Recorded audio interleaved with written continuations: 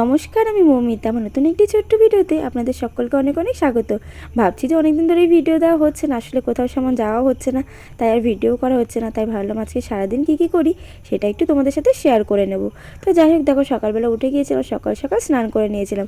আর আমাদের ওই বাড়ি থেকে কিছু নয়নতারা ফুলের বীজ এনেছিলাম, সেটা একটু আমাদের বাড়ির চারিদিকে ছিটিয়ে দিলাম, যাতে বর্ষাকালে সুন্দরভাবে গাছ হয়ে যায়। আর তারপর বানিয়ে নিয়েছিলাম সকালের জন্য চা।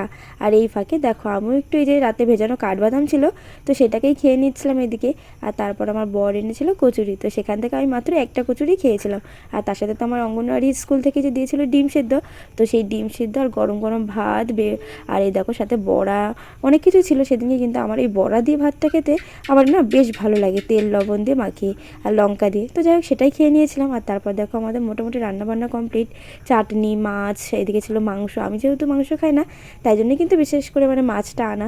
আর এদিকে কিন্তু ভাতও আমাদের হয়ে গিয়েছিলো। যাই হোক, আমাদের সমস্ত রান্নাই কিন্তু সেদিনকে মোটামুটি তাড়াতাড়ি কমপ্লিট হয়ে গিয়েছিল।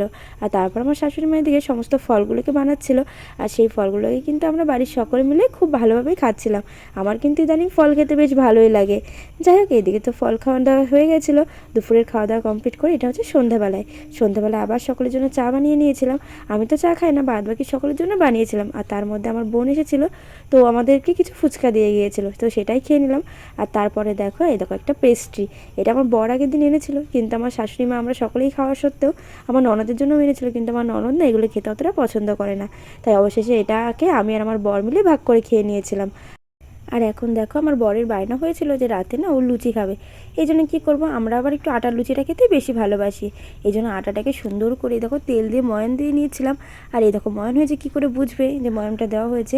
এই দেখো মুট করলে না এটা সুন্দরভাবে মুট হয়ে যাবে, এমনকি এইভাবে করে দলা পাকালে না এটা সুন্দরভাবে দলা হয়ে যায়, কোনোভাবে ছাড়বে না। তো যাই হোক, এইদিকে আমাদের সমস্ত কিছু মাখানো কমপ্লিট হয়ে গিয়েছিলো। এইদিকে গরম গরম লুচিগুলোকেও ভেজে নিচ্ছিলাম সকলকে দেওয়ার জন্য। এই দেখো কত সুন্দর ফুলকো ফুলকো একদম গরম গরম লুচি। আর আমি কিন্তু একা ভাজছিলাম না, আমার সাথে আমার বড় আমাকে মাঝে মাঝে হেল্প করতে আসছিলো। কিন্তু কী করবো বলো, ও না যতবারই আমাকে হেল্প করতে আসে ঠিক বিপরীতটাই হয়ে যায়, হয় কোনো একটা আকাজও করেই ফেলে। এই জন্য আমি ওকে বললাম যে ঠিক আছে ছাড়ো, বাদ দাও, তোমাকে আর কিছু হেল্প আমার করতে হবে না, তুমি খালি সকলকে একটু আমাকে খেতে দেওয়ার সময় হেল্প করে দিও। তো যাই হোক, এদিকে তো গরম গরম সকলকে একদম দিয়ে দিয়েছিল আমার বর। আর এখন দেখো আমি নিজেও লাস্টে এটা নিয়ে বসে পড়েছিলাম। তো আজকের ভিডিওটা বাস এইটুকুনি, দেখা হচ্ছে আমার পরবর্তী ভিডিওতে। ততক্ষণের জন্য সকলে ভালো থাকবেন, সুস্থ থাকবেন, টাটা, বাই।